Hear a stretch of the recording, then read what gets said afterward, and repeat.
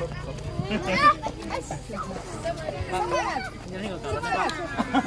Semangat. Bismillah. Cantik banget. Halo. Mana semangatnya? Semangatnya mana? Mas Allah. Isa. Semangat. Semangat. Hap. Ayo, ayo.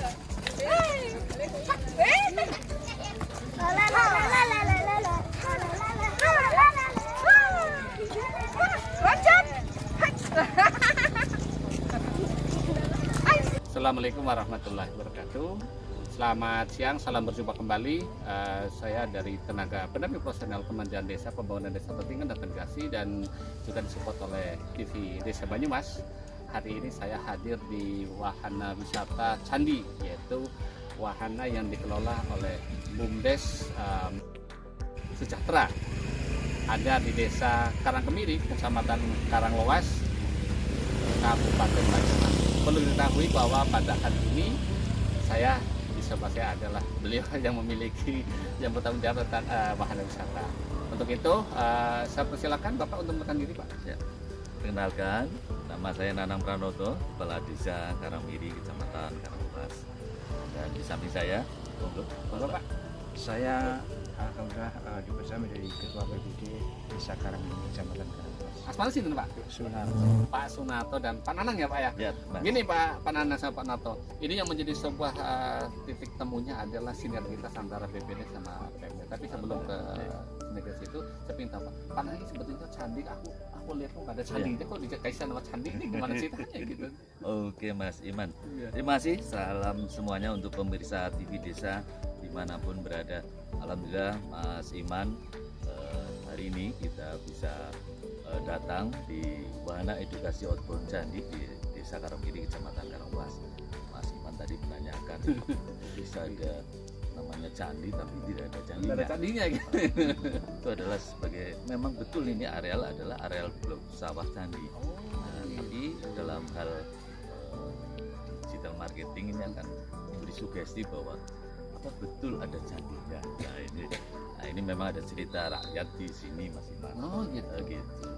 Nah oke nih, ini apa kalau orang itu kan ini dusun candi atau Iya. memang ada di sini ada situsnya itu, atau memang ada sesuatu legenda dulu di sini harus ada candi, ada itu gimana sih? Ya memang kita penggaliannya memang dengan sesepuh para yang ada di desa kami, Desa Karangkemiri. Ini ada cerita rakyat dahulu kala ini di areal sawah ini ada seorang putri, Mbak Siti Benter,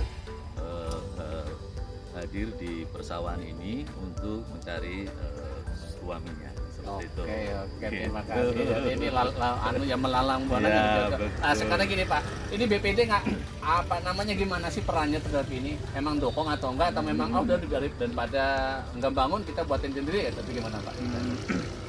Begini, alhamdulillah kami selaku PBD selalu bersinergi, bekerja sama. Dan beliau ini adalah kepala desa yang ketiga. Seandainya menurut undang-undang boleh 4 atau 5, saya yakin akan terpilih sampai ke 5 kali. Alhamdulillah saya juga selalu bersinergi. Alhamdulillah saya juga yang periode ketiga ini, jadi gitu. alhamdulillah Ya kami Allah. menyadari bahwa BPD adalah mitra dari pemerintah desa. Oke, gini Pak. Sama nambahin Mas, Oke, tapi silakan. saya selaku kepala desa dan ketua BPD yang 3 periode ini harus sesuai konstitusi. Jadi kan maksudnya gini loh Pak, jangan-jangan Pak Nanang tidak akan menjadi ketua BPD. Enggak gini Pak. Oke, tapi pengen tahu ini isinya apa aja sih Pak di candi? Iya. Pak ada wahana edukasi dan outbound. Apa sih yang ditawarkan kepada kita? Ini kan orang pengen tahu loh gitu loh. Candi Pak ada kayak gini gitu. Betul. Kalau kita di 2016 Pak Presiden Jokowi di Selat Karimata menyampaikan tentang membangun negara itu dari pinggiran. Siap. Oke, setelah itu Kementerian Pariwisata, Kementerian Desa, Kementerian Koperasi dan UKM bersinergi semuanya. Jadi bagaimana mengawinkan ya, antara pariwisata dan desa, dan akhirnya keturunannya itu dinamakan desa wisata. Jangan-jangan ini turunannya tadi ya Mbak Siti itu. Oke Pak Nanang, ini apa aja nih edukasi Oh, ya. yang dikasihkan? Boleh. Ya, jadi kalau di kita karena sesuai RPJMK ya, RP desa, isinya memang hubungannya menjadikan desa menjadi desa wisata. Karena harapannya bisa menggali dari dana desa yang kita terima bisa berkelanjutan secara ekonomi produktif dan potensinya itu adalah di pariwisata. Nah, akhirnya kita bersama-sama waktu itu musyawarah bersama-sama bagaimana ini kita sudah ada konsep sekarang menjadi desa wisata. Dan apa wisata apa yang harus kita tawarkan karena kita harus ternyata harus membuat daya tarik buatan untuk wisata. Nah, ya kita berembuk di area Pesawan ini menjadi wisata edukasi dan outbound yang kita berikan di sini banyak ini. Di sini harapan kita menjadi pusat edukasi dan outboundnya tidak hanya di Banyumas tapi di Nah ini Pak, ini edukasinya ada bisa ada kolam renang atau ada APL luar itu bentuknya apa cuma ada orang datang ke sini mandi dong.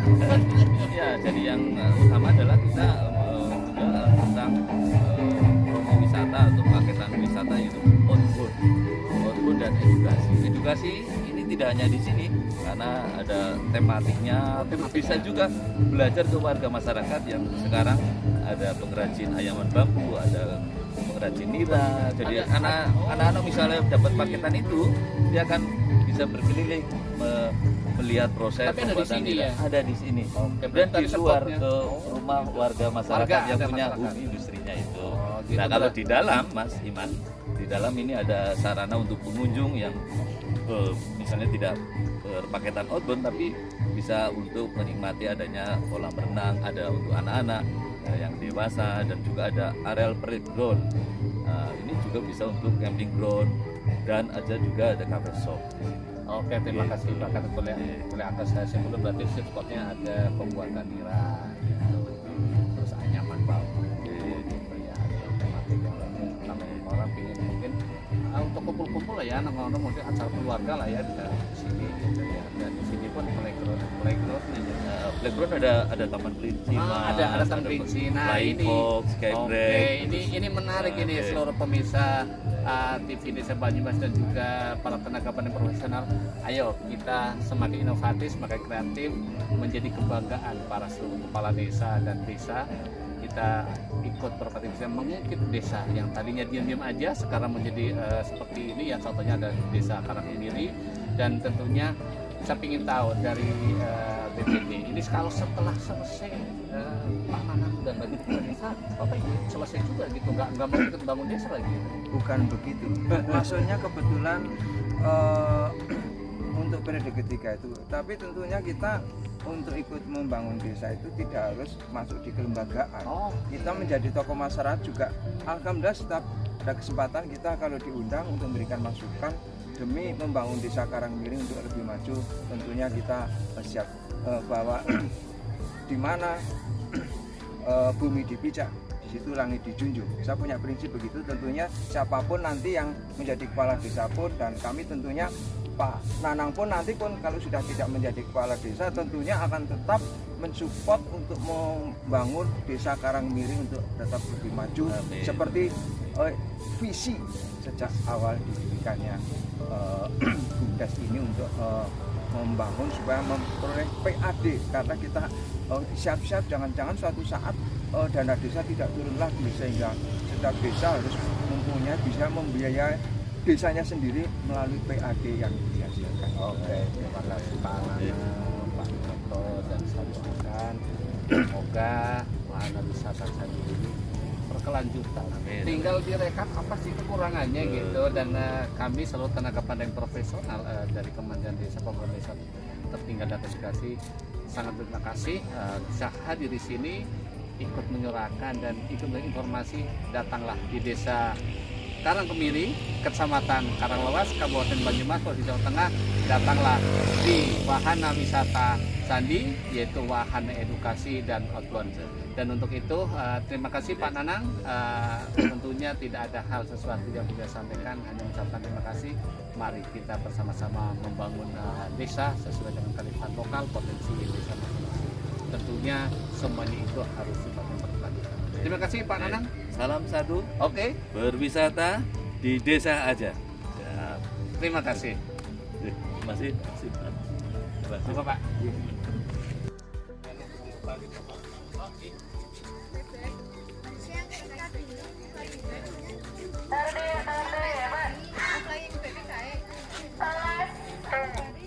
Perempuan di belakangnya laki-laki. Al-Batani A.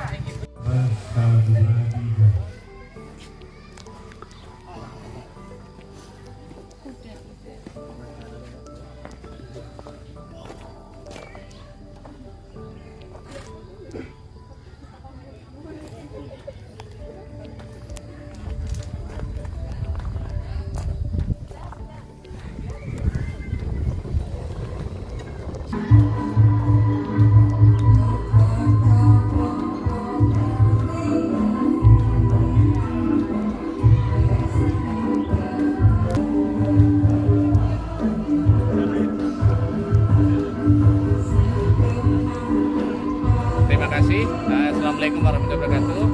Selamat siang, dan pada hari ini saya ketemu dengan pengurus Badan Usaha Desa BUMDes Mandiri Sejahtera. Dan ini perlu kita ketahui bersama adalah BUMDes menjadi bagian daripada pengelolaan wahana wisata candi. Nah, ini kebetulan nanti saya perkenalkan diri siapa gitu ya. Terus apa sih yang dilakukan oleh BUMDes? Silakan Pak. Ya, perkenalkan saya Nikita Arikartini. Di sini saya menjabat sebagai Direktur Desa Mandiri Sejahtera. Saya per 15 Maret 2023. Wih. Saya baru. Luar biasa. Oke Bu Direktur, ini ingin tahu ya para pemirsa tenaga pendidik profesional pendidikan desa dan juga pemirsa TV Desa Madinah ini adalah kecil-kecil tapi direktur loh. Ngeri, ini zamannya luar biasa. Dipanggilnya siapa? Nikita. Itu ya Mbak Nikita ya, aku panggil Mbak aja ya. Mbak Nikita gini, ini sebetulnya BUMDesnya itu diserahin ngelola ini atau memang hanya sebagian hak pengelolaannya terhadap bahannya kata Sandi? Di sini kan BUMDes mengelola ada 6 unit usaha. Salah Wih, satunya luar biasa. Satu apa? ada agrokeleng, Agro Keleng, unit wisata, wisata, peternakan, peternakan, pertanian, pertanian, dan juga embung, ya treatment air. apa? Treatment air, Pamsimas. Oh, treatment air, Iya, pancingan. Pamsimas. Oh, Pamsimas, Ya, luar kayak, biasa. Pam desa. Oh, Pam Desa. Nah, ini yang menarik itu adalah kalau saya di Candi dulu ya. Di sini candi apa aja yang ditawarkan oleh BUMDes sih supaya orang itu datang ke sini gitu. Ya, kita selalu melakukan promosi ya. Melakukan promosi karena di sini kita menjualnya paket outdoor juga, Mas. Oh, paketan. Iya, paketan. Oh, satu paket itu isinya apa aja menurut itu? Paket outdoor itu ada dari TK, PAUD TK, Oh, TK, ya, SD SMP, SMP, SMA sampai dengan universitas dan juga umum. umum. Nah, yang ditawarin apa aja? Kalau TK isinya apa, ini apa gitu? Ya, jadi di berbagai itu kriteria itu ada seperti ice breaking, game, Ice breaking iya betul. game, gitu. Dan dengan harga yang berbeda juga. Berapa jam itu kalau dikasih kayak gitu? Biasanya sampai siang. Sampai siang, berarti 4 jam. Sekitar. 4 jam. Nah, saya nanya ini kan kalau ice breaking atau apa itu kan perlu ada apa namanya sertifikasi para pengelola yang terkait. Saya sih yakin lah sini sudah jam itu. Jadi kalau kita gitu sudah ada jaminan itu untuk keselamatan. Kebetulan dari kami wisata kami belum ada yang memandu outbound. Oh iya, boleh aku daftar? Oh boleh, bisa banget Mas. Jadi kami ambil dari tim pemandu dari Ketenger. Oh Ya, iya, dari ketenger motor deh. Ketenger Batu Gede. Oke, Karena oke. sebenarnya kalau untuk semacam flying fox itu kita masih bisa menangani. Tapi kalau untuk outbound kita masih belum profesional lah. Takutnya kan pengunjung kecewa. Gimana? Nanti pikirnya nanti nggak pas lah ya. Iya. Nah, ini kalau outboundnya apa yang ditawarkan? Outbound itu kan kamu tergantung dari Enggak, yang ada wahananya apa? wahana ada flying fox untuk anak-anak. Ya itu maksimal 50 kilo. 20 kilo. Iya maksimal 40 sampai 50 kilo. Udah bikin saya. Udah bisa 40 sampai 50 kilo. Terus ada flyby, Baik-baik. ya, panahan dan juga ketapel everywhere. Itu anak-anak suka banget. Oh, Surabaya yang kapel lagi. Iya betul. Oke lah ya, nanti kita kapan-kapan nanti setelah ini aku pengen tahu lah ya, biar semuanya itu kan, oh iya ternyata candi itu kayak gini gitu. Kan kadang-kadang kan ada orang menu doang, tapi isinya nggak ada gitu. Oke, terus berikutnya yang embung emang ada embung di sini? Ada pemancingan di daerah RW2. RW2. Itu juga sebenarnya termasuk dari unit wisata. Oh gitu, berarti kita sama dengan masyarakat atau itu mau punya Punya BUMDes juga. Iya, kita mengelola unit wisata itu ada candi dan juga embung dan kolam pancing Prata Bulan. Oke, namanya Prata Bulan.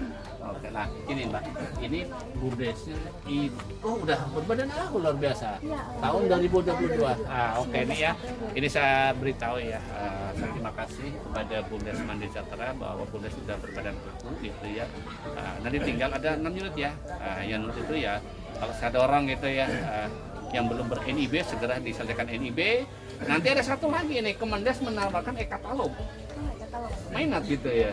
Iya, nanti tawarin aja BUMDesnya masuk di e-katalog gitu. Jadi orang mau datang dari seluruh Nusantara, seluruh dunia gitu pengen lihat ke apa namanya candi gini-gini harga sekian ya. Kan ya udah nggak kecewa ya. Jadi coba e-katalog. Nantilah pasti teman-teman para tenaga pendamping akan menuntut ke sana. Oke, selanjutnya untuk itu mohon maaf Mbak Nikita atas informasinya ini. Nanti kawan-kawan kita bahas bersama.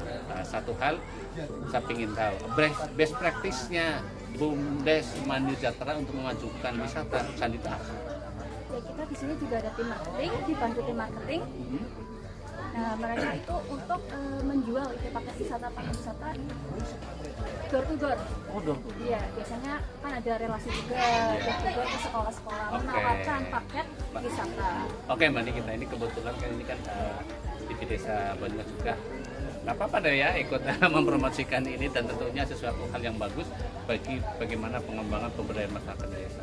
Silakan mungkin ada yang disampaikan kepada seluruh pemirsa TV Desa Banyumas dari Mbak Nikita kaitannya dengan bagaimana BUMDes terhadap wisata tadi. Silakan. Kalau TV Desa, ya jangan lupa kalau ke Purwokerto, apalagi orang Purwokerto itu wajib banget datang ke Wahana Edukasi dan Outbound Candi, karena di sini suasananya itu masih sejuk, asri, di pedesaan. Kita juga view-nya ada Gunung Slamet, dijamin gak nyesel kalau kesini. Oke, terima kasih Mbak Nikita. Sukses selalu. Amin.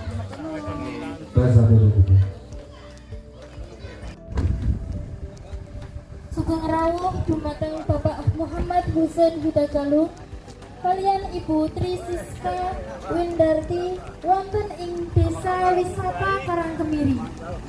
Selamat datang Muhammad Husain Hidayatullah dan Ibu Triska Windarti Desa Wisata Karangkemiri. Selamat menikmati suasana Desa Wisata Karangkemiri yang masih dominan sawah, asri, indah dan masih minim polusi dengan latar Gunung Slamet yang gagah. Semoga bisa kerasan dan betah di desa wisata kami. Nikmatilah persembahan welcome dance dari kami. Musik.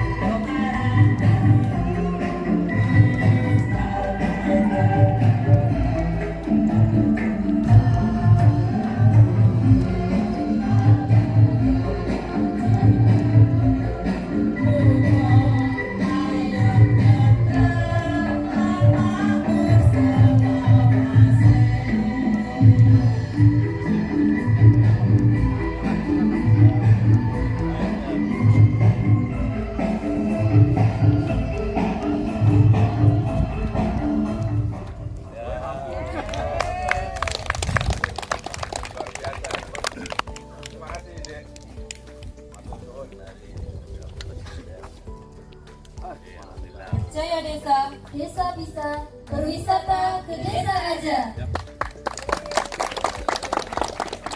Desa wisata Karangkemiri. Beri aplaus semua.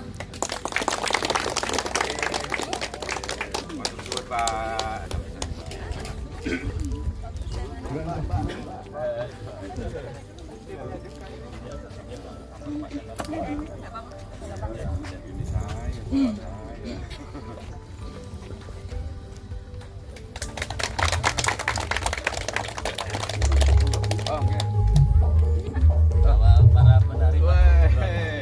Penari cantik-cantik ya.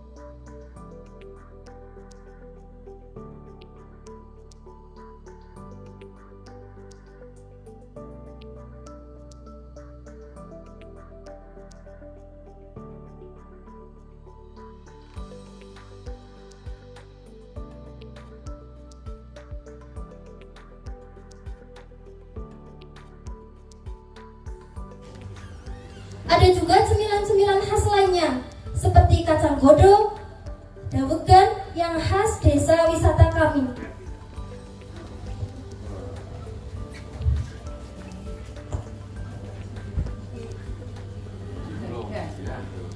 Tahu Pak. Kalau ini kan yang apa gitu.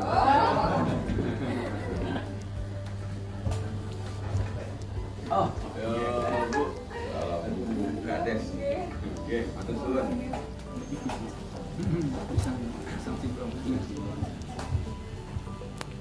Izinkanlah kami menyapa Bapak dan Ibu dengan sebuah pantun. Masak telur sampai matang. Masaknya bareng si Egi. Kami ucapkan selamat datang di Desa Wisata Karangkemiri. Gak mau kalah nih, aku juga punya balasannya. Muhammad Hussein Hutagalung dan Ibu Tri Siska Windati di Desa Wisata Karangkemiri. Verifikasi lapangan Lomba Desa Wisata Nusantara 2023. Pak Muhammad Hussein Hutagalung selaku Dewan Juri Lomba Desa Wisata Nusantara 2023. Yang kami hormati Kepala Dinas Sosial Pemberdayaan Masyarakat Desa beserta jajarannya. Yang kami hormati Kepala Dinas Pemuda, Olahraga, Budaya dan Pariwisata Kabupaten Banyumas beserta jajarannya. Profesional Kecamatan Karangloas. Yang kami hormati Kepala Desa Karangkemiri beserta jajaran perangkat. Yang kami hormati Ketua BPD Desa Karangkemiri.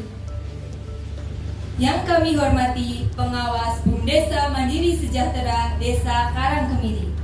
Yang kami hormati Direktur Bumdesa Mandiri Sejahtera Desa Karangkemiri. Serta tim Lomba Desa Wisata Nusantara 2023.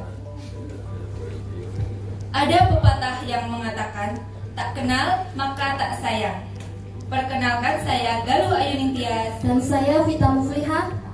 Izinkan kami untuk memandu acara dari pagi hingga siang hari ini.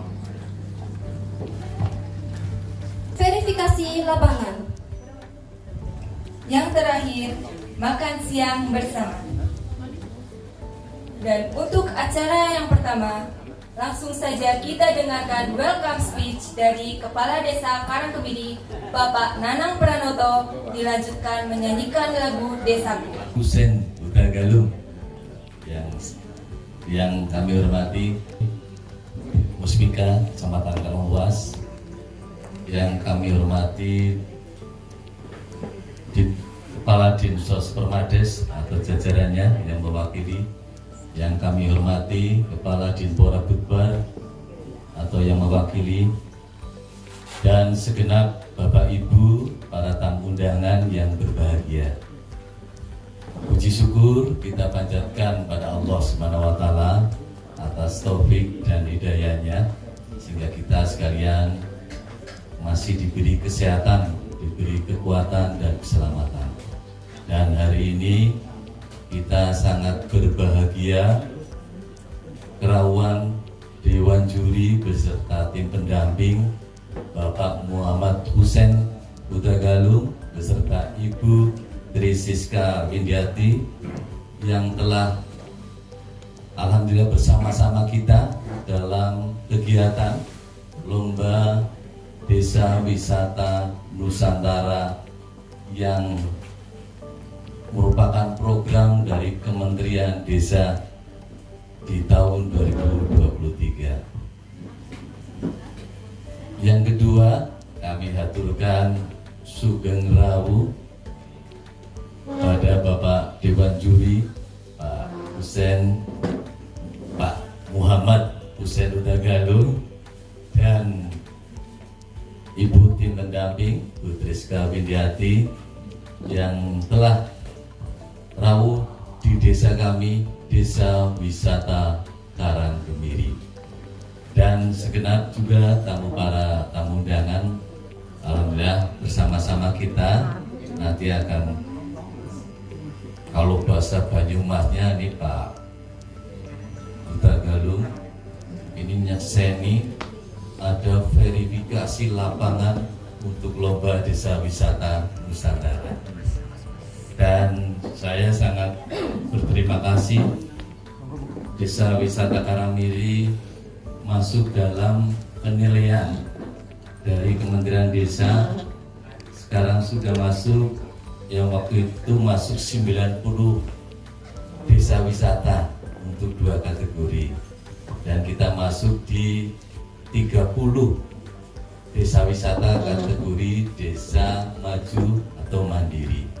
Saya mengaturkan terima kasih atas kepercayaan penilaian dari Kementerian Desa melalui Dewan Juri beserta tim pendamping di tahun 2023, dan kami mengucapkan syukur kepada Allah Subhanahu wa Ta'ala dengan mengucap Alhamdulillahirabbil alamin.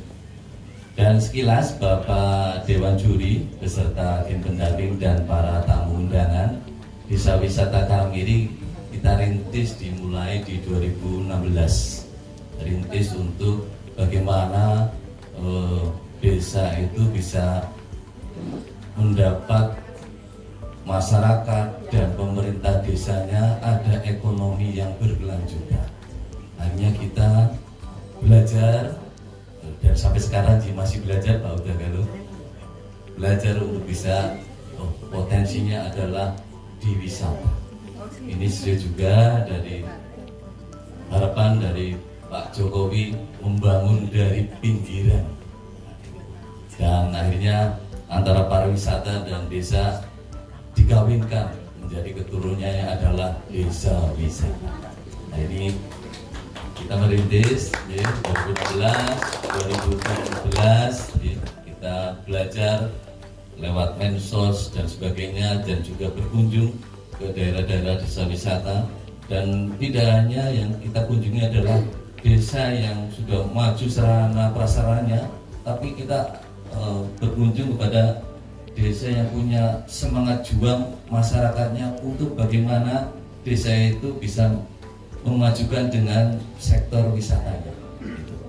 Ini kita belajar akhirnya 2018 Bapak Dewan Juri dan Ibu tim pendamping, kita mulai menganggarkan membuat konsep seed plan yang sederhana karena kita masih keterbatasan untuk pengembangan daripada desa wisata.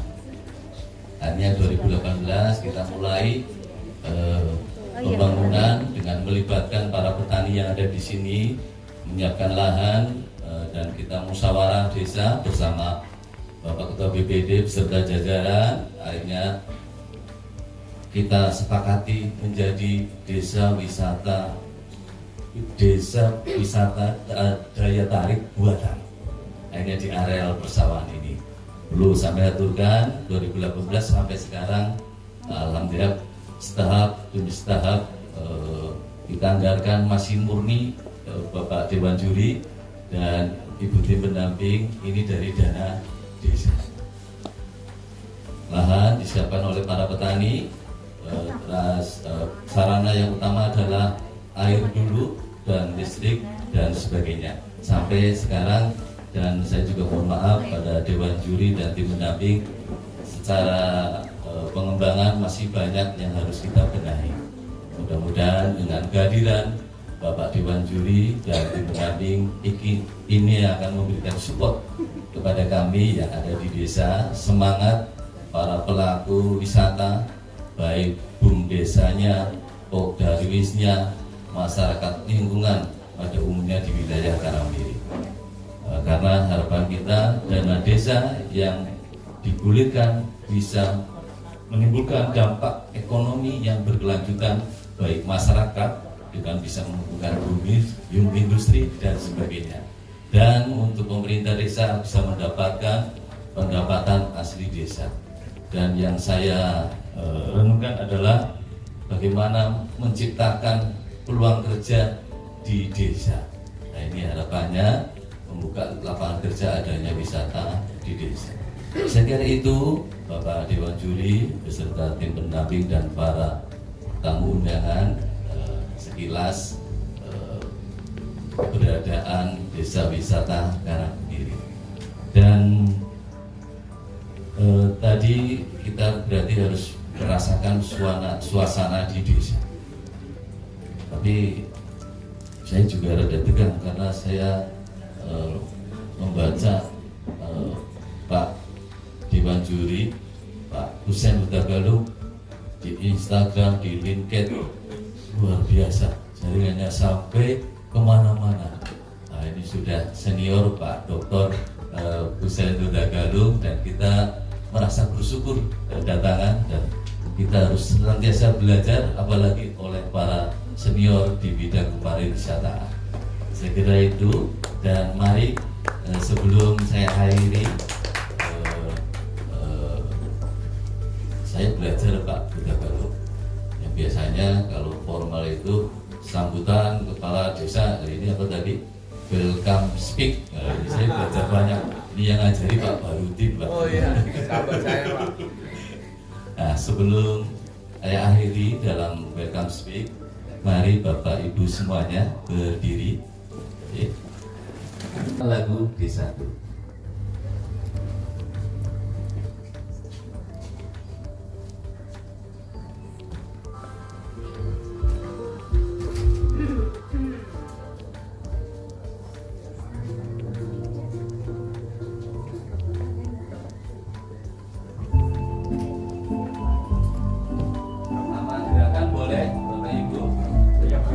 Kita mengingat masa-masa kecil lagi, sampai tua pun kita tetap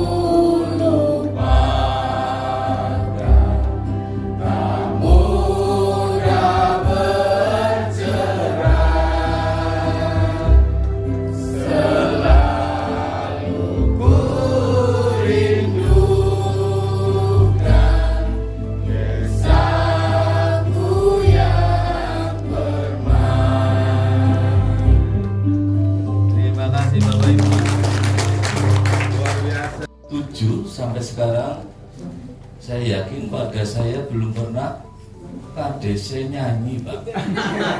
Tapi kalau sudah lagu desaku, saya harus nyanyi.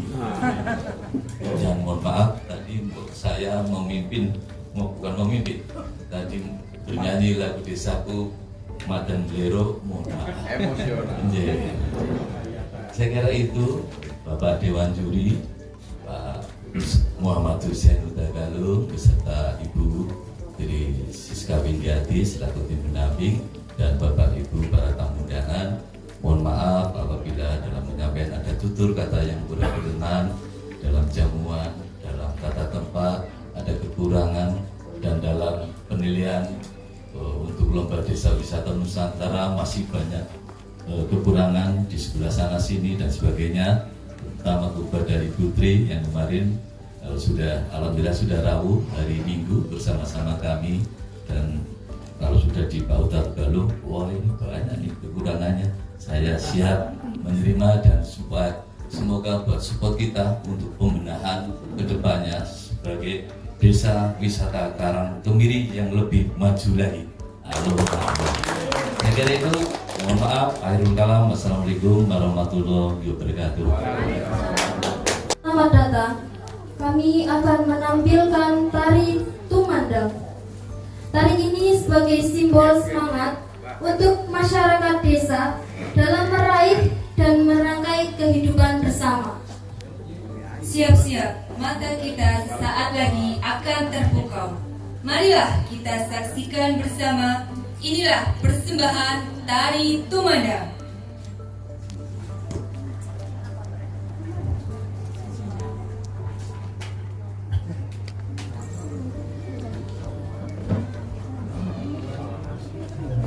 Thank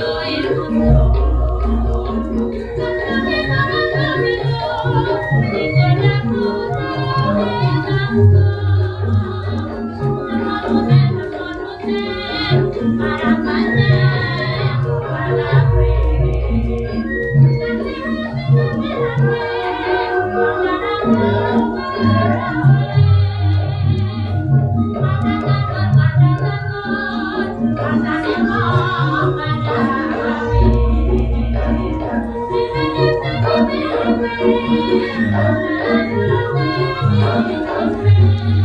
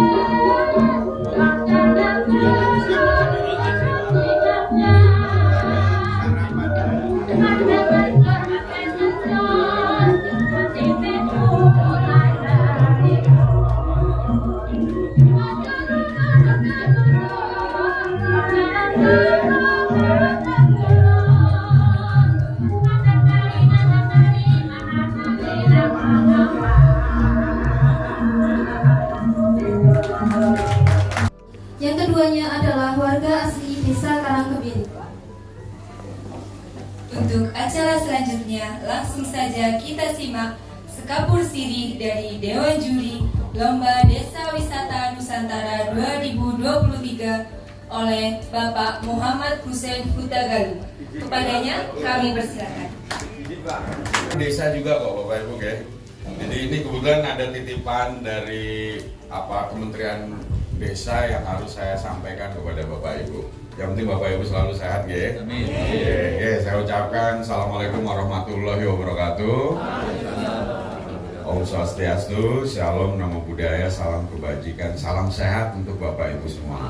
Oke, yang terhormat Bapak Bupati atau yang mewakili, yang terhormat para pejabat Forkompimda tingkat kabupaten yang mewakili, Kepala Dinas PMD Kabupaten dan seluruh DPD lintas sektor di lingkungan Kabupaten Banyumas atau yang mewakili, para camat di lingkungan Kabupaten Banyumas, para kepala desa di lingkungan Kabupaten Banyumas khususnya Kepala Desa Karangkebiri para TAPM Kabupaten beserta pendamping desa di Banyumas, dan yang terhormat pengurus BUMDes, pengelola wisata, tokoh masyarakat, tokoh agama, tokoh pemuda, dan tokoh-tokoh yang lain yang berada di Desa Karangkebiri. Saya malah agak greget kalau pidato seperti ini, Pak. Kalau Bapak lihat di pelatihan saya tuh bukan, memang saya senang Bapak Ibu kalau datang ke desa, karena ya saya juga orang desa. Walaupun nama saya Hutagalu, nanging kalau ini tiang ngapak. Karena separuh dari diri saya itu adalah orang Bumiayu. Orang ngapak, orang kepenak. Jadi memang bapak saya orang dari Sumatera. Bahkan juga bapak saya udah lahir di Surabaya, Bapak Ibu. Jadi kakek saya itu dulu umur 10 tahun sudah mondok di Jombang dari Sumatera. Terus kakek saya yang dari ibu saya juga sama-sama mondok di Jombang, orang Bumiayu. Ya. Beliau di Bumiayu, keluarga kami masih, kalau Bapak Ibu di belakang Pegadaian itu ada komplek pesantren Anuriah, yaitu keluarga kami. Nah, kakek saya dengan kakek saya dari bapak kakek saya dengan ibu tuh memang sahabat dari kecil. Akhirnya ya kok nggak sengaja ketemu anaknya dikawinin gitu. Nah jadilah saya nih akhirnya gitu.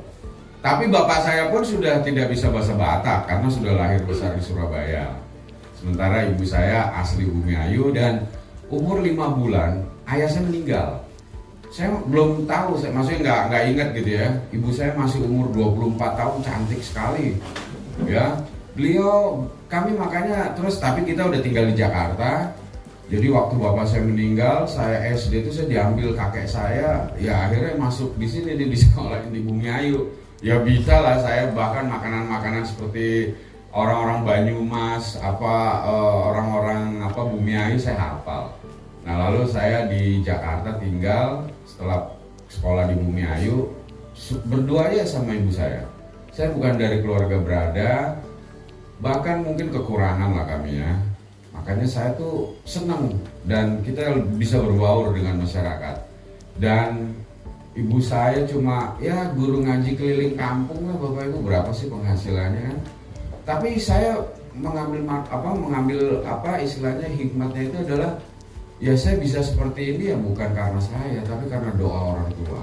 Itu yang penting, jimat orang tua ya, adik-adik semua ya, yang masih orang tuanya masih ada itu harus, itu buat saya penting lah. Saya bisa sekolah, bisa melanjutkan keluar dan lain-lain, itu bukan karena saya.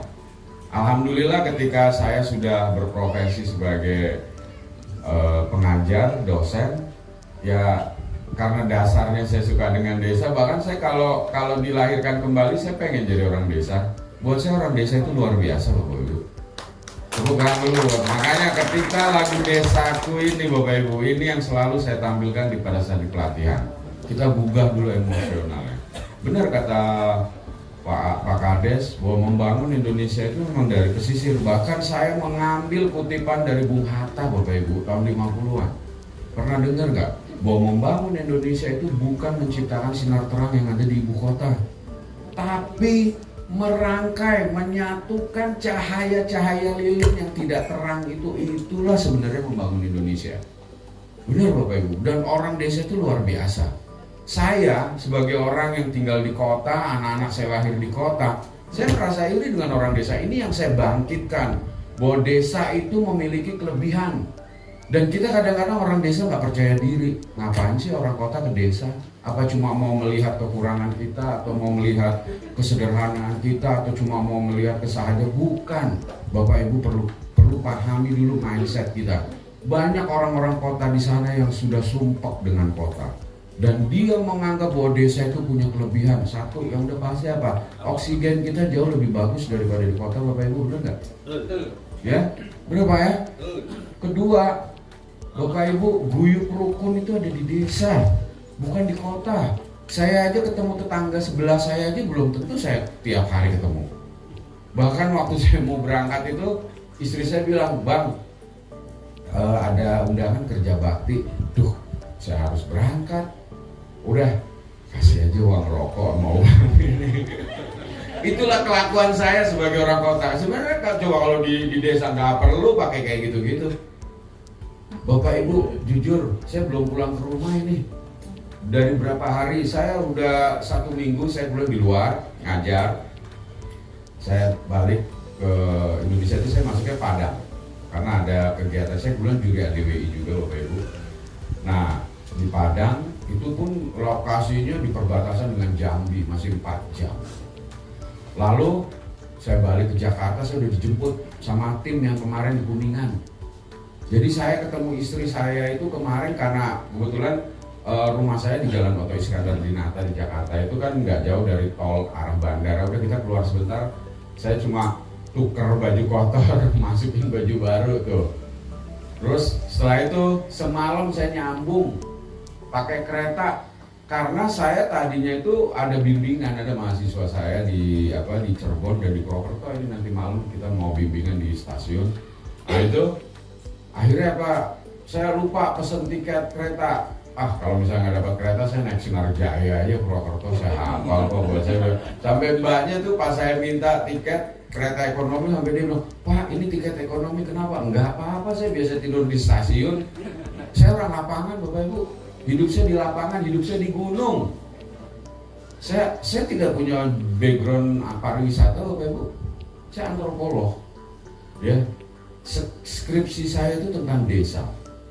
Tesis saya 2 itu tentang desa. Disertasi saya 2 juga itu desa juga.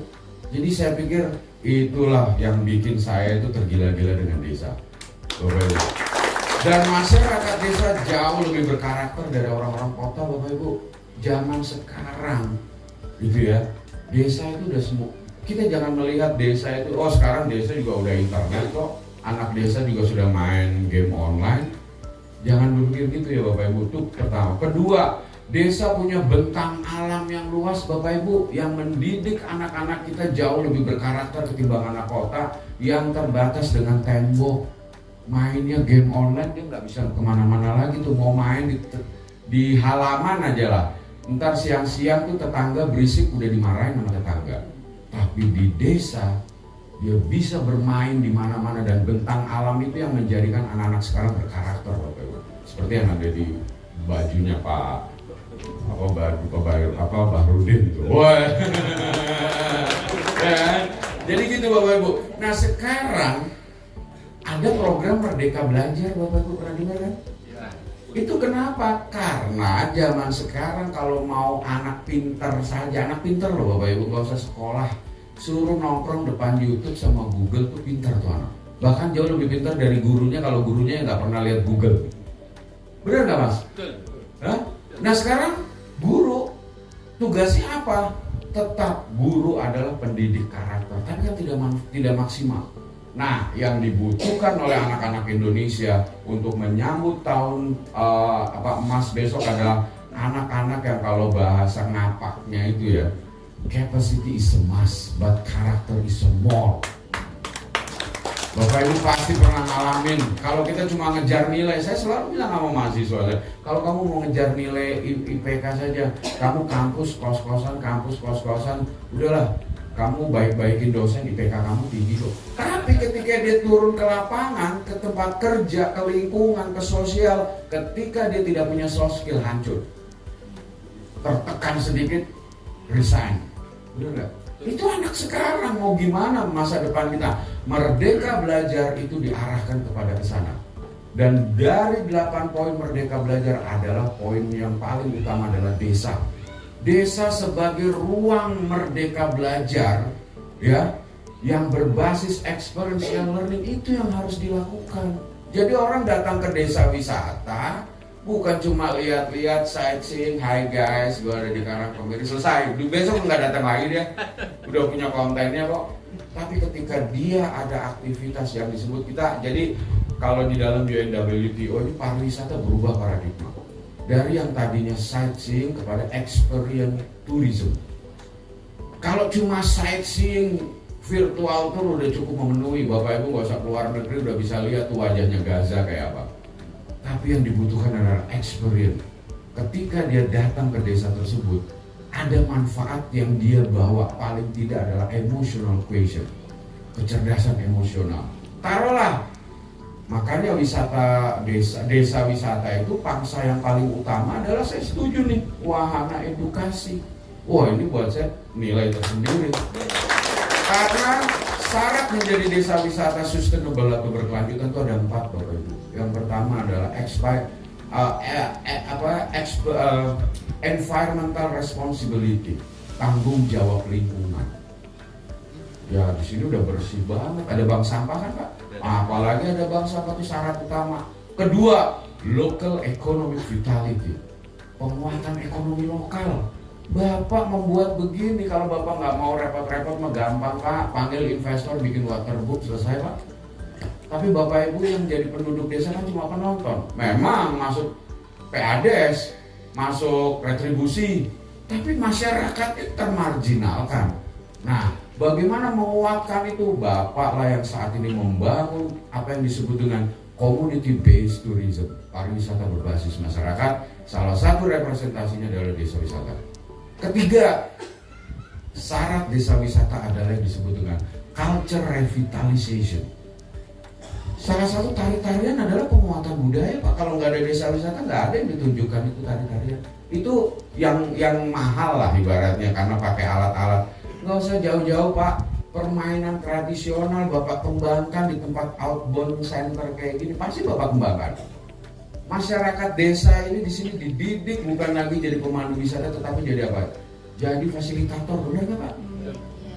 Permainan tradisional itu sederhana Bapak Ibu, tapi saat ini yang dibutuhkan oleh anak-anak kita. Kalau di desa dia masih punya bentang alam, tapi kalau di kota hanya game online. Bapak Ibu tahu game online itu kalau dia main kalah pasti dia cari permainan baru dan dia nggak mau dikalahkan. Itu akan menjadi dampak yang sangat buruk di masa depan dia.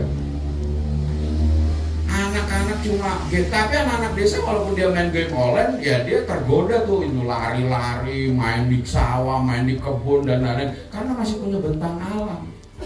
Dan aduh Bu, anak-anak kota itu sangat miris Bu, Bapak Ibu. Kalau saja sampai itu, maaf ya, Bung Karno atau pahlawan proklamator hadir gitu di tengah-tengah mereka lagi main game, terus tiba-tiba kutitipkan bangsa ini padamu. Nah, dia langsung sambil main, taruh situ aja Om, tanggung lagi nyerang. Miris Bapak Ibu, nggih Pak. Ini bukan Pak, di bapak-bapak yang dari TNI dan Polri ini yang salam hormat buat saya bisa hadir di sini. Beliau-beliau lah yang menjaga bagaimana itu anak-anak kita ke depan. Itu. Nah, desa yang paling penting dengan sajian permainan anak-anak.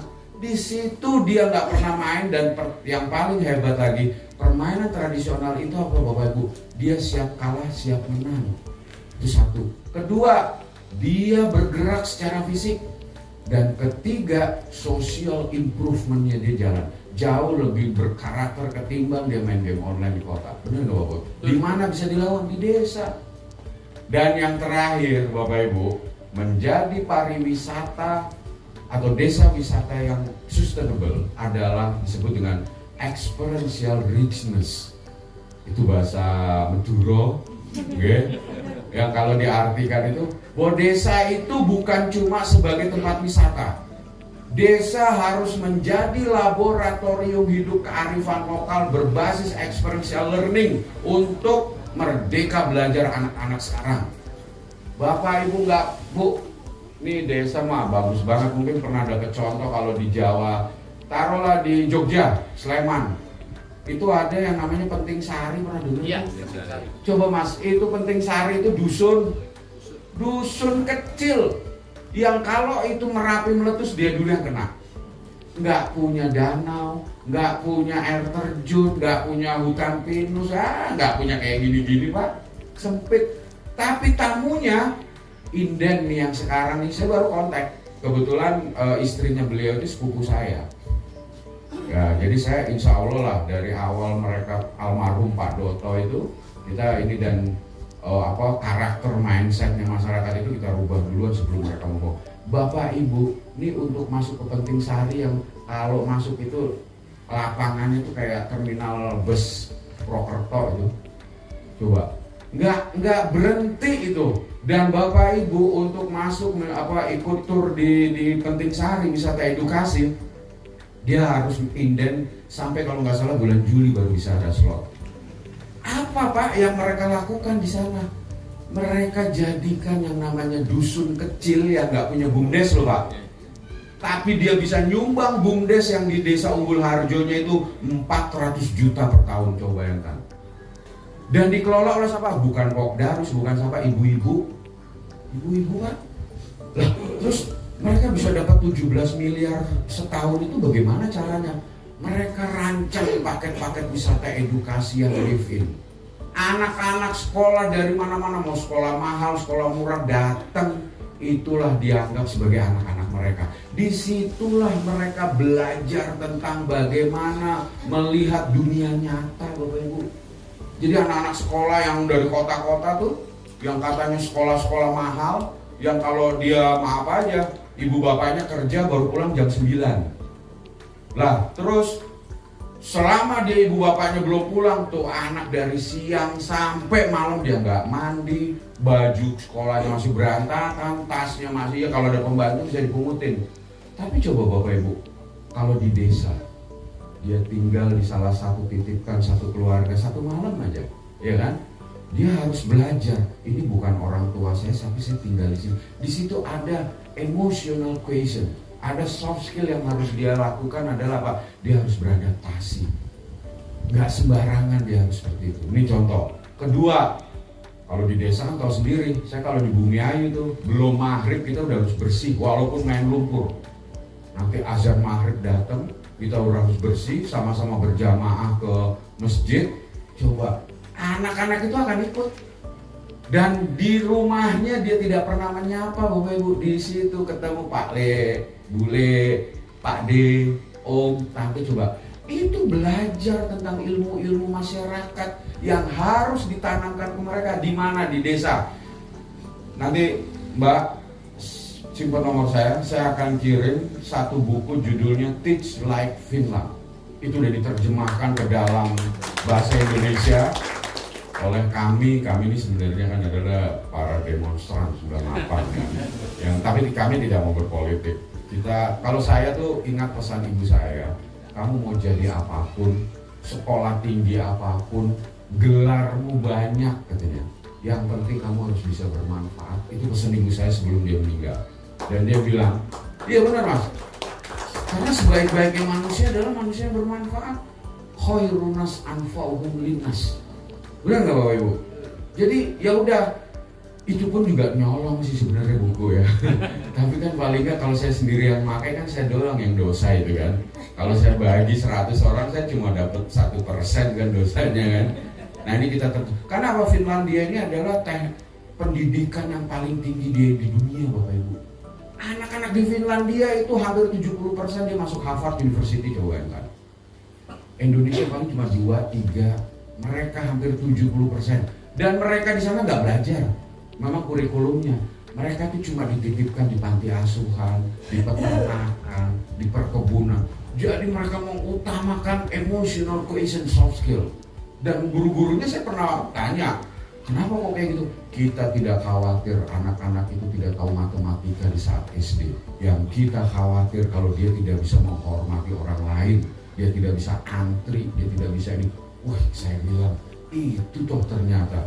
Dan ini Bapak Ibu, desa punya peran penting dan punya kesempatan penting. Tinggal nanti Pak dari Dinas Pariwisata, dari Dinas PMD, Dinas Pendidikan duduk bareng. Suruh orang Dinas Pendidikan itu Pak panggilin kepala sekolah, takut sama Dinas Pendidikan tuh. Suruh semuanya live in di desa. 2 hari atau semalam aja. Oh, mau LDKS, mau muasabah, mau tadabur alam, kalau yang Katolik bisa retret 1 malam. Dia belajar tinggal sama yang bukan orang tuanya.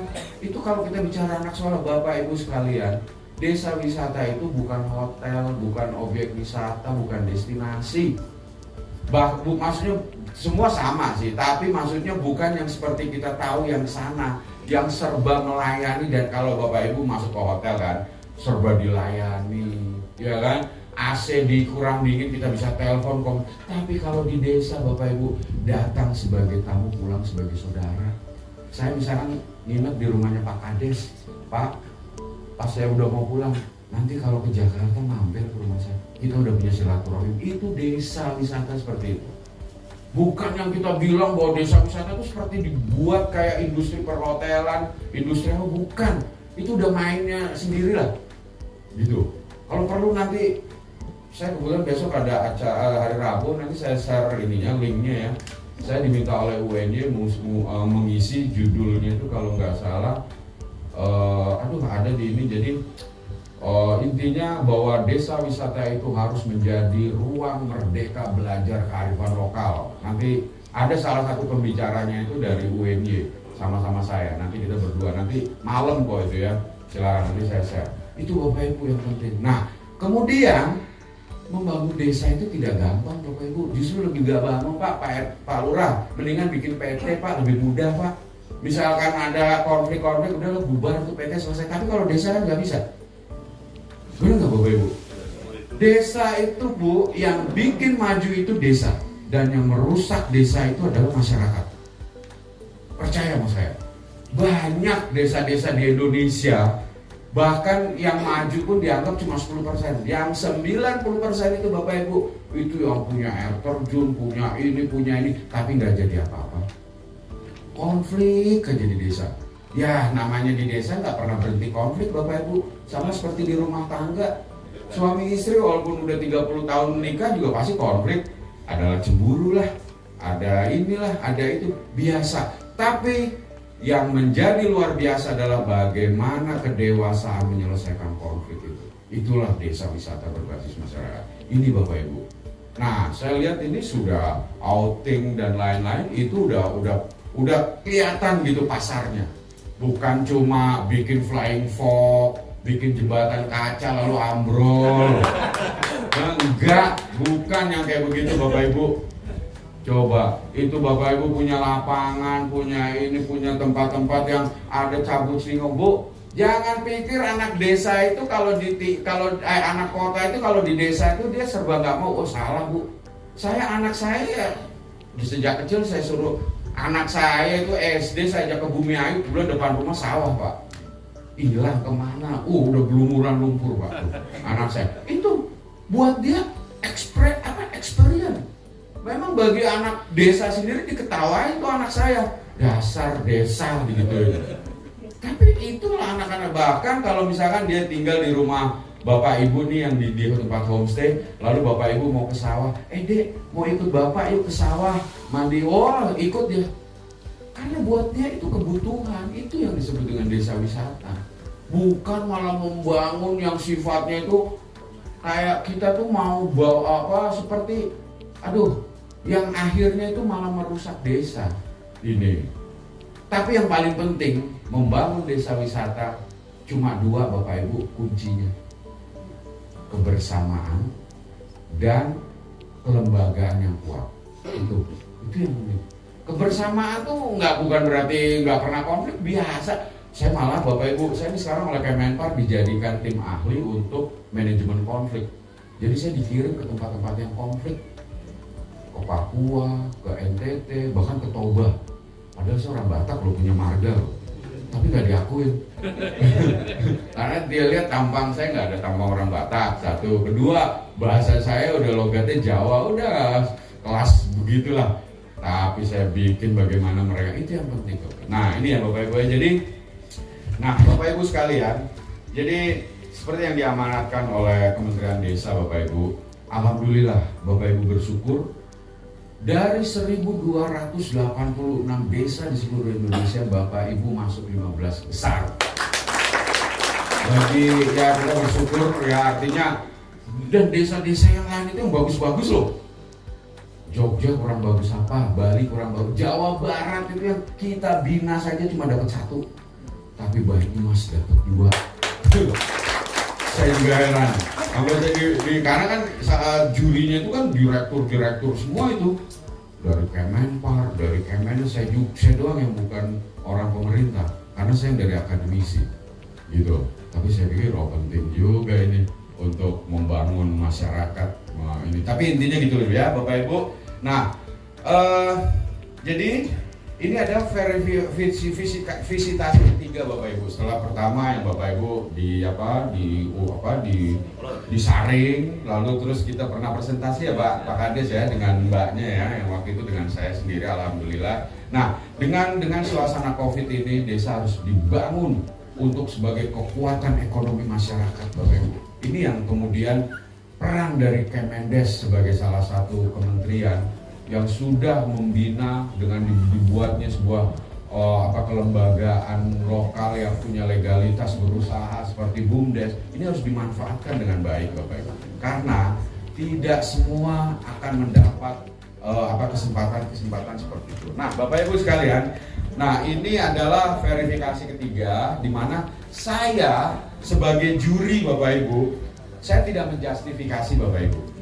Saya bukan cuma mau menilai. Nanti pada saat kita ditanya nih, nanti kita ada satu kesempatan ya dengan Pak Kades, BUMDes dan perangkat-perangkat yang lain, kita akan duduk bareng ya. Disitulah saya akan mengklarifikasi apa yang sudah Bapak Ibu kirim, untuk benarkah itu dilakukan dengan poin-poin yang sudah ditentukan oleh Kementerian Desa. Nah, terus Bapak Ibu sekalian, jadi saya pun sendiri bangga karena sebenarnya ada loh daerah Brebes itu ada 3 itu yang nggak masuk. Saya beban moral, kan saya orang Brebes ya. Tapi saya harus objektif dong, oke Bapak Ibu ya, untuk bagaimana ini memang harus, ini yang terbaik. Jadi kita akui bahwa apa yang menjadi penilaian tersebut yang keluar 15 besar. Jadi yang 15 besar dari desa wisata mandiri itu 1 di Banyumas, yang dari rintisan itu 1. Nah Bapak Ibu yang dari mandiri, dari istilahnya udah bagus lah. Nah ini kan bahagia sekali. Jadi pada kesempatan yang berbahagia ini, izinkan kami menyampaikan ucapan terima kasih kepada Bupati beserta jajaran, camat, kepala desa, tokoh masyarakat, tokoh agama dan tokoh lainnya. Kami mengharapkan bahwa tujuan keikutsertaan desa di dalam mengikuti lomba Desa Wisata Nusantara 2023 tidaklah didasarkan pada keinginan untuk meraih juara semata-mata Bapak Ibu. Oke, boten. Kalau saya gambarkan gini Bapak Ibu, kita jangan jadi kalah atau menang, tapi kita jadi juara. Beda loh. Kalau kita kalah atau menang, ya udah jelas. Tapi kalau juara kita lihat proses. Itu desa-desa yang sekarang penghasilannya di atas 7 miliar. Langgeran itu tuh Bu, Bapak Ibu mungkin pernah lihat ya, Mas ya, Pak ya. Desa yang tidak punya apa-apa, anak-anak mudanya itu kalau lulus jadi TKI. Benar, sampai dibilang kampung TKI. Karena apa? Gunung Kidul. Bapak Ibu lebih subur. Coba, bentang alam luasnya lebih indah. Di sana enggak, tapi masyarakatnya yang hebat. Penting Sari yang tadi saya bilang, 2008 dia bangun desa wisata, 2010 hancur luluh lantah, dihajar sama Merapi. Itu yang diuji masyarakatnya. Kita tahu membangun desa itu susah, sulit, nggak gampang. Apalagi Bapak Kepala Desa, Ibu BUMDes, mungkin dari Pokda, aduh saya mendingan kerja di Jakarta deh. Bener nggak Pak? Atau mendingan buka usaha, bisnis, selesai. Tapi Bapak Ibu sekalian, ini adalah kerja sosial. Di desa itu tidak ada orientasi profit oriented, tapi yang ada adalah social well-being. Beda loh. Kalau profit oriented ukurannya uang, dapat berapa dibagi rata selesai. Tapi profit oriented Bapak Ibu, makanya ada BUMDes. BUMDes yang menjamin kesejahteraan itu dipakai untuk hal-hal sosial, benar kan? Bangun ini, bikin ini, kegiatan ini dan lain. Itu tujuannya untuk masyarakat itu adalah bersyukur. Karena apa? Kalau ukuran orang sejahtera itu bukan uang, tapi happiness, bahagia. Alhamdulillah, bersyukur. Walaupun teman saya itu uangnya banyak dari saya, tapi anak-anak saya nurut sama saya, ya kan? Anak-anak lebih pendidikannya lebih tinggi, ya kan? Monggo Pak. Hal-hal yang kayak gitu. Jadi beda. Sejahtera dengan untung itu beda.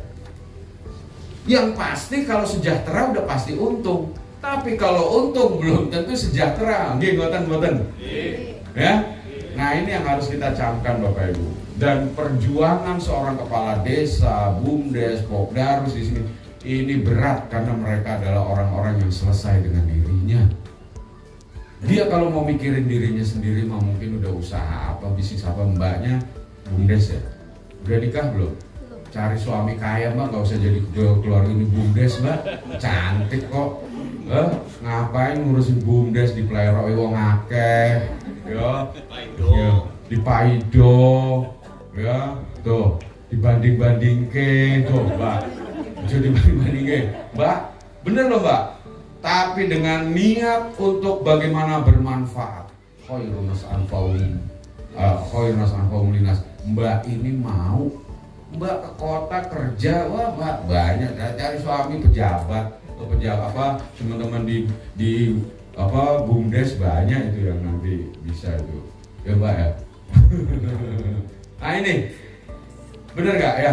Lebih itu. Nah tapi inilah Bapak Ibu, nobody knows, wallahu alam, apa yang dilakukan oleh Pak Kades, Mbak BUMDes, teman-teman di sini Popdar. Insya Allah Gusti Allah boten sare. Ini akan menjadi ibadah kita yang insya Allah kita akan diberikan kebaikan. Saya selalu begitu Bapak Ibu ya, insya Allah lah. Semua udah ada yang ngatur kok. Istri saya pun nggak cantik-cantik banget, tapi saya senang, saya bahagia kan gitu. Rumah saya pun nggak gede-gede banget, tapi saya nyaman. Anak saya cuma 2 yang maaf aja, anak saya juga nggak pintar-pintar banget kok. Apalagi gede, modelnya kayak saya bener. Pasti itu pasti keturunan saya itu. Kalau yang cewek beda, yang cewek itu pasti keturunan mamanya itu. Karena lebih encer loh otaknya, lebih cerdas.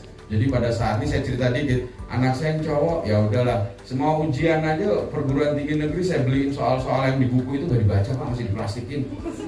Ya tapi alhamdulillah dapet lah, walaupun yang biasa-biasa aja. Anak saya yang perempuan,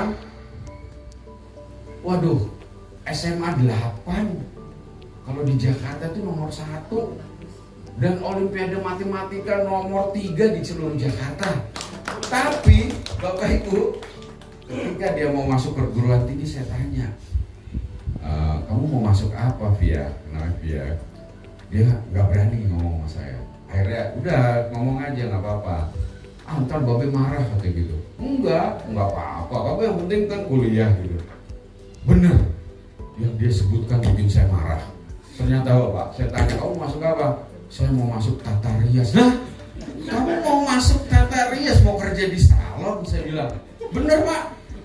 Dan itu tata rias, maaf ya, ini mungkin saya salah persepsi dulunya ya. Saya pikir, loh, tata rias itu nggak perlu sekolah yang Olimpiade Matematika, ya kan? Dan satu-satunya tata rias itu di Indonesia yang negeri itu kan kalau nggak salah cuma UNJ sama Semarang. Nah saya tadinya meremehkan dia, paling peminatnya sedikit itu tata rias ya. Ternyata Bapak Ibu peminatnya 30 orang yang diterima, yang lamar itu 896. Buset, saya dulu masuk antropologi diterimanya 20, yang lamar cuma 21 orang. Itu pun yang 1 mundur ya, jadi saya masuk. Kan pekok banget dulu ya saya sebenarnya. Karena dulu prinsip saya penting sekolah di negeri, karena kan ibu saya nggak mampu kalau saya sekolah di swasta. Seperti itu. Wah, saya baru kaget. Yang benar itu ya. Iya, Be. Oh ya udah. Terus saya tanya lagi, kenapa kamu masuk Tata Rias? Dua jawaban yang bikin saya tidak bisa berkata-kata, Pak. Satu, pertama katanya gini, kenapa kamu masuk Tata Rias? It's my passion. Ini adalah passion saya. Memang anak itu dari kecil, Pak. Kalau kita masih kecil-kecil bawa ke mall, orang kan beli boneka, beli bando warna pink ya, namanya anak cewek. Dia nggak minta beli pensil alis, lipstick, padahal maknya nggak suka dandan. Udah gede-gede dikit yang jadi korban tetangga sebelah tuh. Didandanin anak kecil-kecil tuh, saya bilang nanti orang tua marah loh. Tapi Bapak Ibu SMP dia bisa cari duit. Ada orang kampung itu mau kawinan, didandanin sendiri sama dia. SMA, dia udah bisa dandanin anak-anak wisuda. Dan sekarang kemarin semester 4, sekarang udah semester 6. Dia sudah nggak minta duit saya. Dia sudah jadi MOA, make up artist. Itu artis-artis yang saya sendiri aja belum pernah mimpi ketemu. Dan sekarang dia dipegang sama Narasi TV punyanya Najwa Shihab itu.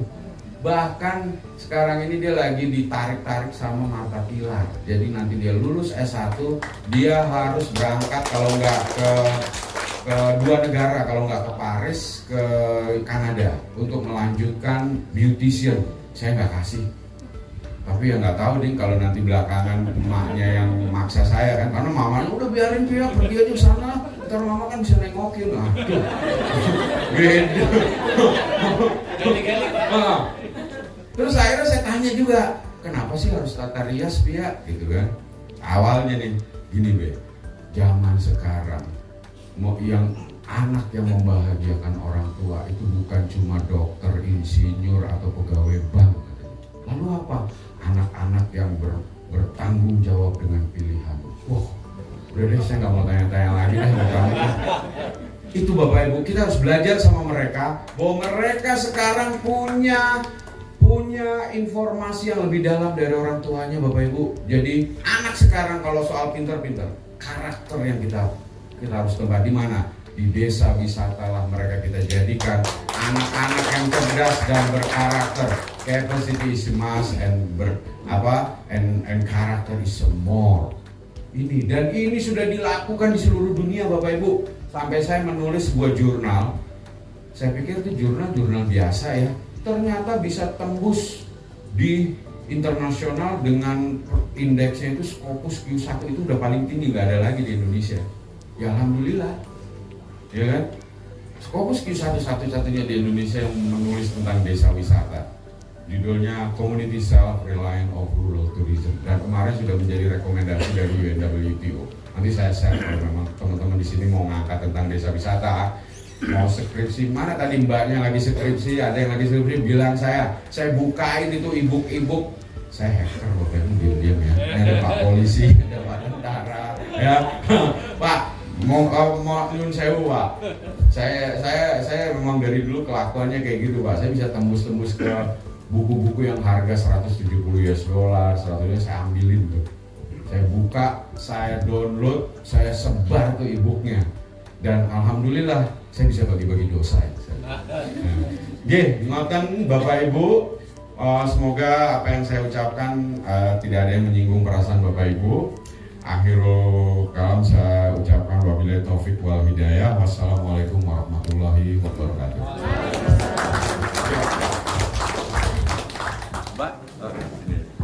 Paparan profil Desa Wisata Karangkemiri yang akan dipaparkan oleh Direktur Desa Mandiri Sejahtera. Kepada saudari Nikita Ari Kartini dipersilahkan.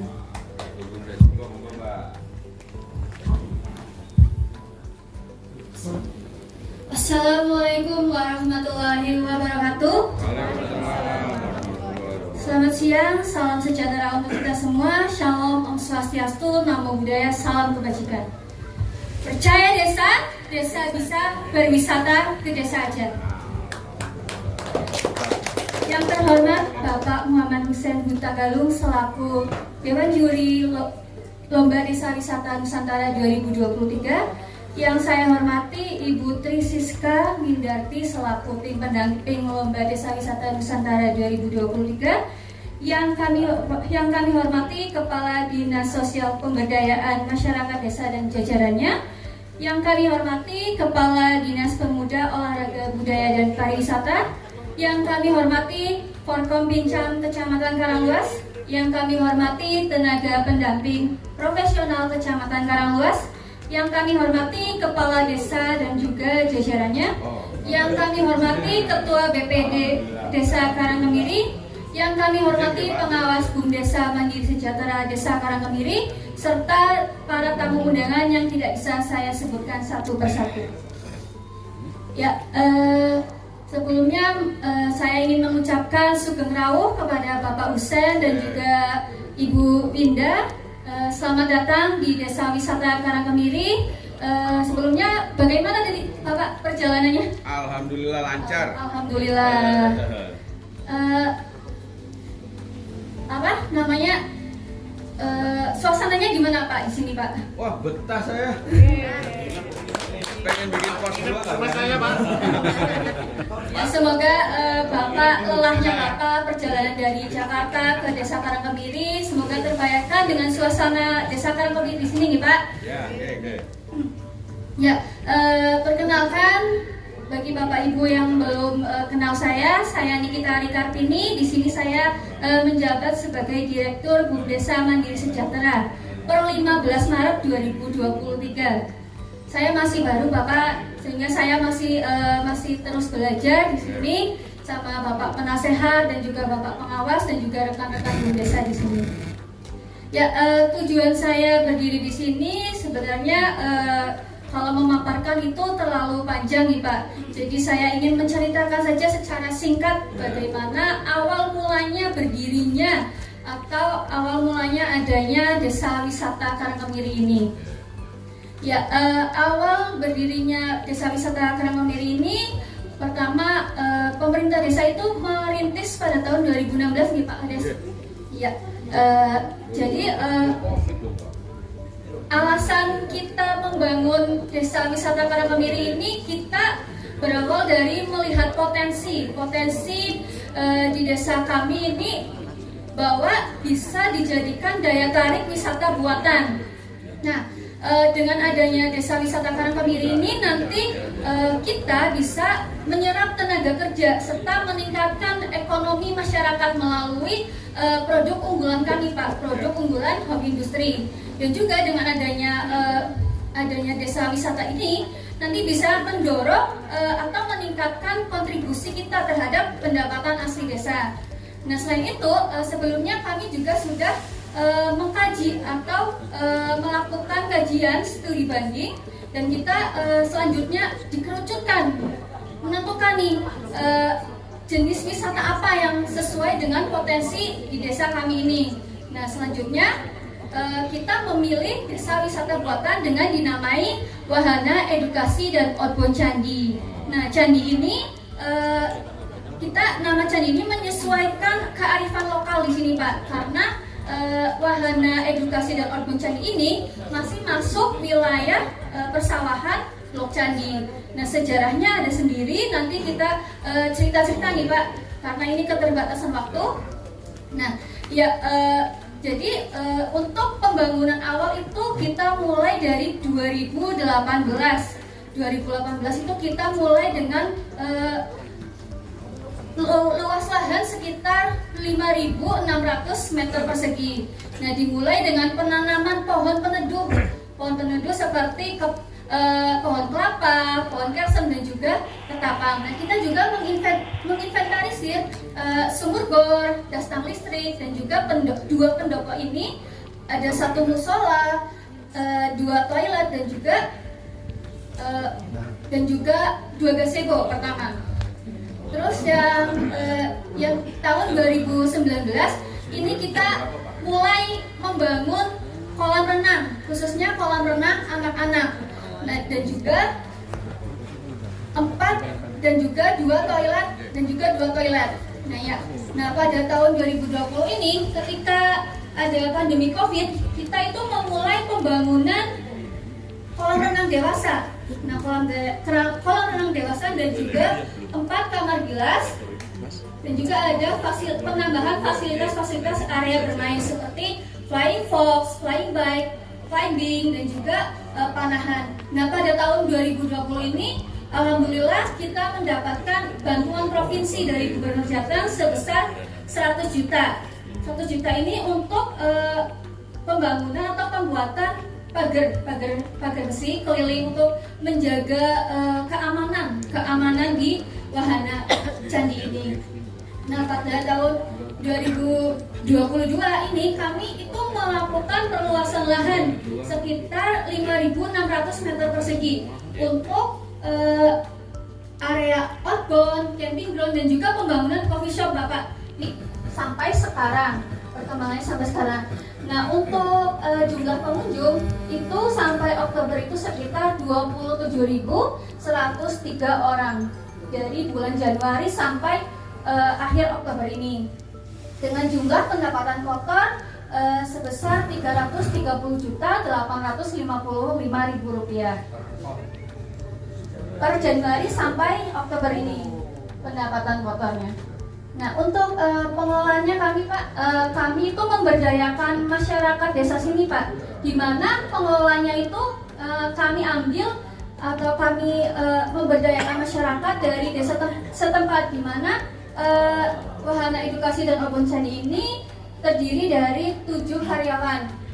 Yang satu di mana ada manajer unit, dan sisanya 6 yaitu karyawan unit wisata.